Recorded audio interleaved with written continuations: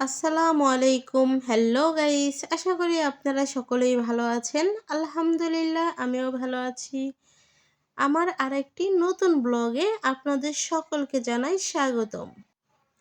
আজকের ব্লগটি থাকছে তামিরুল মিল্লাত কামিল মাদ্রাসার সাংস্কৃতিক অনুষ্ঠান 2026 নিয়ে।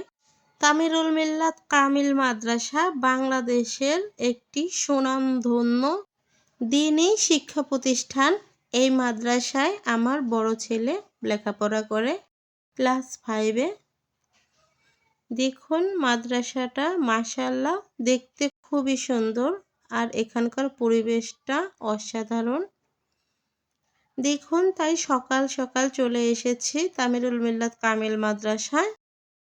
দেখুন কিছুক্ষণের মধ্যেই ওদের কম্পিটিশন শুরু হবে।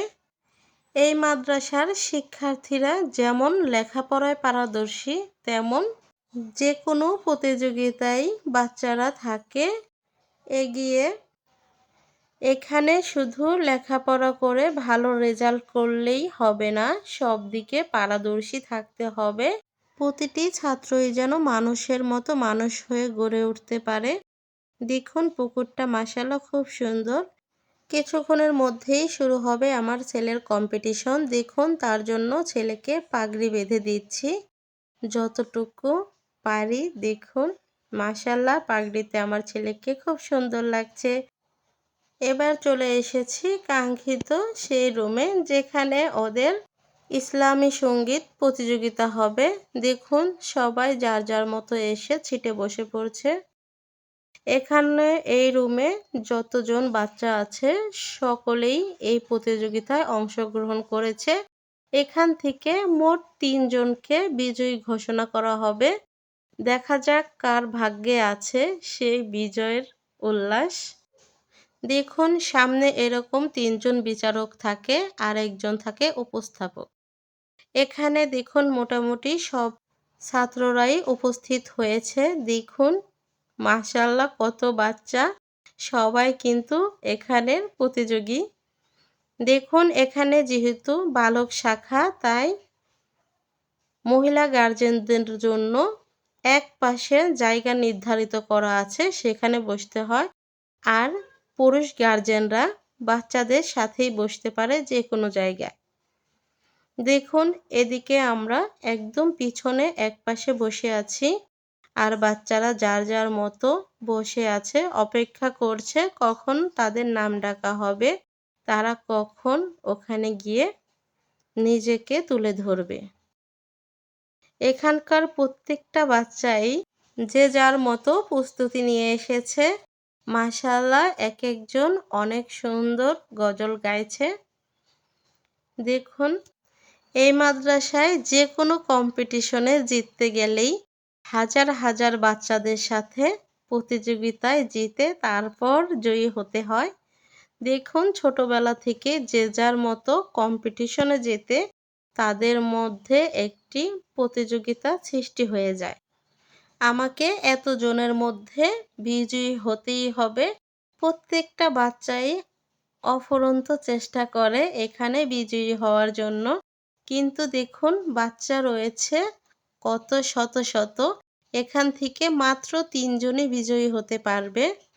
জানি না কার ভাগ্যে আছে সেই বিজয়। যেহেতু এখানে অনেক বাচ্চারাই এই প্রতিযোগিতায় অংশগ্রহণ করে থাকে তাই এক একজনের জন্য সময় নির্ধারিত করা থাকে 1 থেকে 2 মিনিট। 2 মিনিটের মধ্যেই তাকে পারফেক্ট ভাবে নিজেকে তুলে ধরতে হবে। দেখুন এখন আমার ছেলে নাম ডেকেছে, চলে গেল সে। আসসালামু আলাইকুম রহমতুল্লাহি ওয়া বারাকাতু।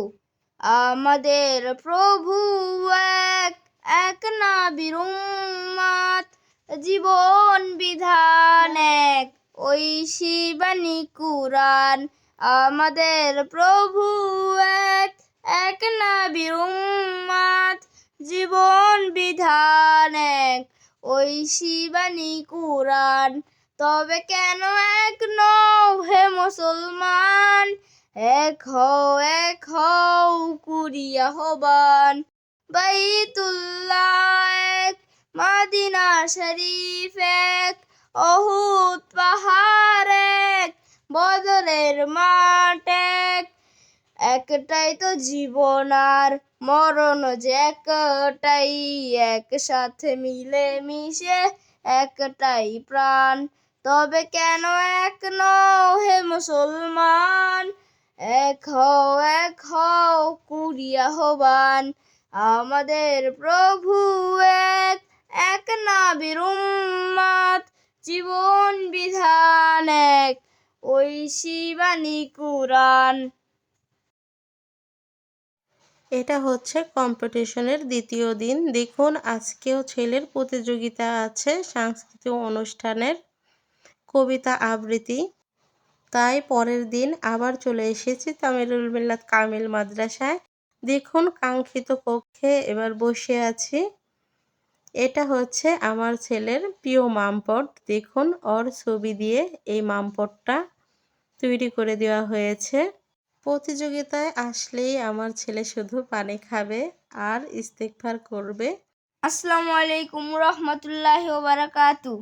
কবিতার নাম সংকল্প, লিখেছেন কাজী নজরুল ইসলাম। থাকবো না কো বদ্ধ ঘরে, দেখবো এবার জগৎটাকে কেমন করে ঘুরছে মানুষ যুগান্তরের ঘূর্ণিপাকে। দেশ হতে দেশ দেশান্তরে ছুটছে তারা কেমন করে, কিসের নেশায় কেমন করে মরছে যে বীর লাখে লাখে। কিসের আশায় করছে তারা বরণ মরণ যন্ত্রণাকে, কেমন করে বিদ্যুবরী সিন্ধু সেচে মুক্তা আনে, কেমন করে দুঃসাহসী চলছে উড়ে স্বর্গপ্রাণে। এখানকার প্রত্যেকজন প্রতিযোগীর জন্যই 1 থেকে 2 মিনিট সময় নির্ধারিত করা থাকে।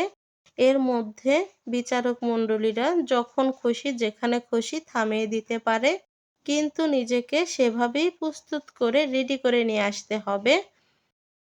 এমনভাবে নিজেকে তুলে ধরতে হবে যেন নিজেই সেরা। আজকের ব্লগটি এই পর্যন্তই। ভালো লাগলে লাইক দিয়ে শেয়ার করে অন্য বন্ধুকে দেখার সুযোগ করে দেবেন। সাবস্ক্রাইব করে পাশেই থাকবেন। আমার ছেলের জন্য দোয়া করবেন। আল্লাহ যেন তাকে মানুষের মতো মানুষ করে গড়ে তোলার তৌফিক দান করে। আল্লাহ হাফেজ।